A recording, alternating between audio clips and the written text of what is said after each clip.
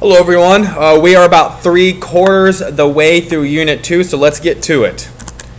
We still have our little leprechaun guy, the arm wrestling, still haven't explained that picture to you, but I will be explaining that in about 3 or so homework videos. So LAQ, what is the law of supply, a quick review, and then what are the 4 determinants of supply and how do they shift the supply curve? Just like we have determinants of demand that cause both price and quantity demanded to increase or decrease, we also have determinants of supply. Alright, so what is supply? Now guys, you have to understand that when we're talking about demand, we are talking about what you and I want when we buy stuff. When we talk about supply, we are now shifting our perspective as if we were entrepreneurs or businessmen and women, people trying to make money, people who own businesses. So supply, you can almost consider as a prediction or forecasting device which anticipates what producers will do if one incentive, aka price, is changed. All right, so you guys know the law of supply. If price goes up, quantity supplied goes up. The reason that happens is because of the profit incentive. If we can charge more money to sell our good or service, if we can make more money from it, we would love to sell as much as we can for it. Now, of course, there is a limit to that, which I'll get to in 2 homework videos from now. There is a limit to that, but by and large, the law of supply works because of the profit incentive. All right, now this should hopefully be somewhat of a review for you guys. There is a difference in a change in quantity supplied versus a change in supply overall. That is a movement versus a shift, okay? So the principles we covered with the determinants of demand, they are the exact same principles here. So if I do this video and you're still a little confused, you need to review the video on determinants of demand when I go through this much more slowly and in much more detail. Now, where there are 5 or 6 determinants of demand, we only have 4 determinants of supply. Price of inputs, number of firms in the industry, taxes and technology. So remember guys, these 4 determinants, they cause a shift. They cause a shift in quantity supplied. Here's that key phrase, regardless of price or at all prices. Those 2 key phrases, regardless of price or at all prices, quantity supplied is affected. So here we go, price of inputs. So guys, inputs are the raw materials that used to make the good or service, wages of workers, cost of machines, tools, and equipment.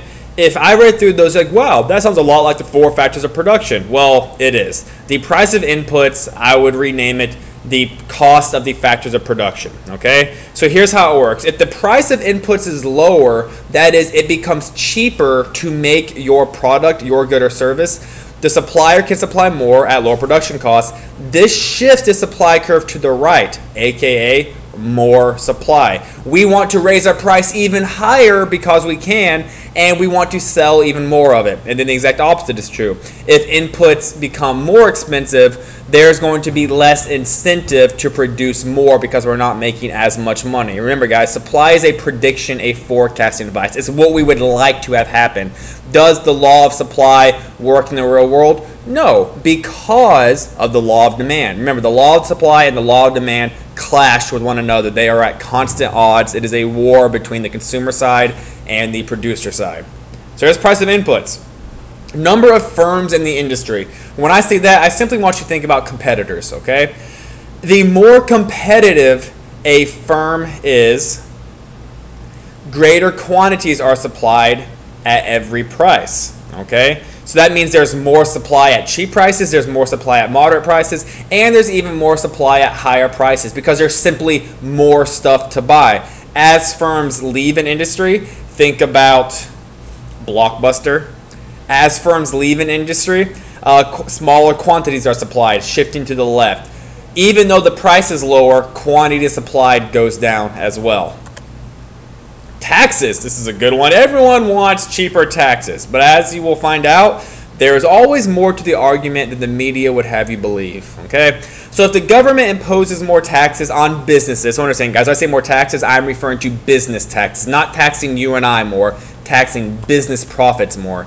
So if you're taxed more, that means the more money I make, the higher I'm going to be taxed. Well, that sucks. So that kind of reduces the attractiveness of the profit incentive. That is, they will not be willing to supply as much as before because the cost of production will rise.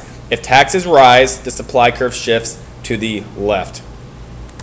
And finally, technology. We can always have fun with this one. So the use of science to develop new products and new methods for producing and distributing goods and services.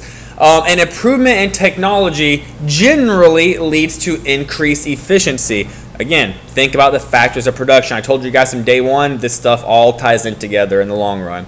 So, which in turn creates more supply. The more efficient your production process is, the cheaper it is.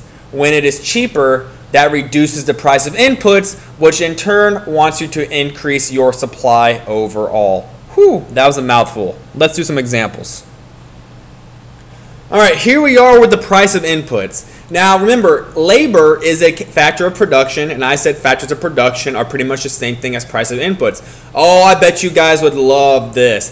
Federal minimum wage is raised to $11 an hour. This causes the price of inputs to increase. Now, as consumers, you and I would absolutely love that. I would love for you all to make $11 an hour. But there's a consequence to that. As suppliers, we would absolutely hate that. That means the price of inputs increased. When the price of inputs increase, that shifts the supply curve to the left. So which means that regardless of price, we are willing to supply less at all prices, okay? So this is going to be a shift of the supply curve to the left, S2. Which means even at the same price, we're going to want to supply less because we don't want to pay our workers $11 an hour. All right, number 2, number of firms in the industry. So you guys, if you watch the news at all, the organic food industry is growing exponentially. So here's the current supply for all organic foods. Guys, that's a general statement, whether it's organic food stores or if it's Whole Foods, just in general, the organic food industry. This is the supply of all the organic food industry.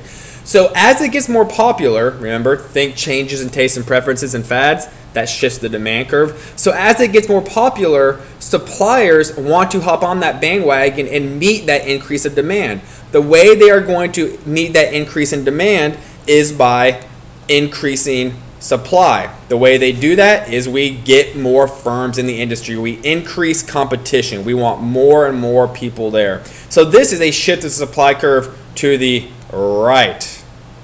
A shift of the supply curve to the right.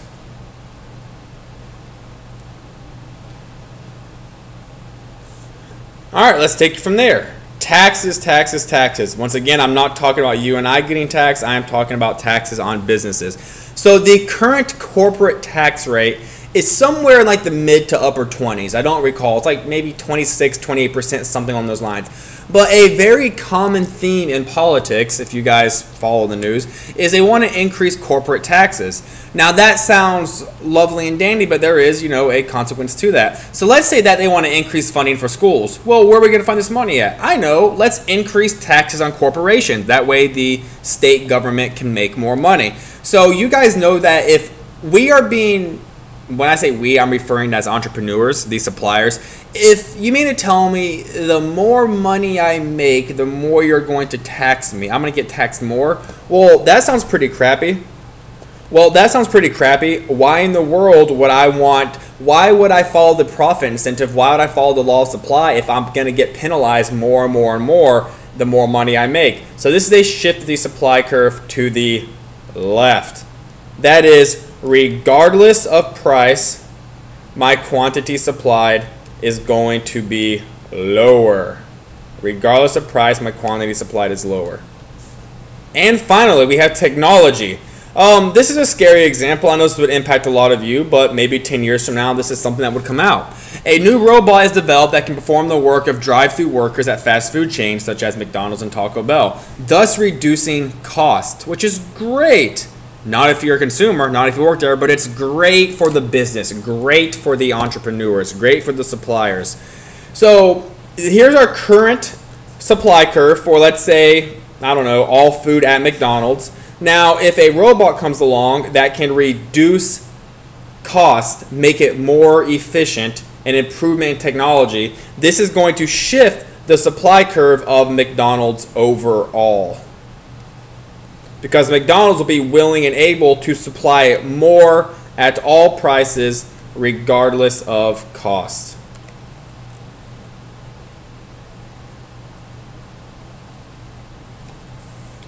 Alright, so let's finish up with our LEQ and review. Law of supply: as price goes up, quantity supply goes up. As price goes down, quantity supply goes down. Just like we had the real income effect, diminishing marginal utility, and substitutes, that explains why the law of demand works, we have the law of supply that is fueled primarily by the profit incentive.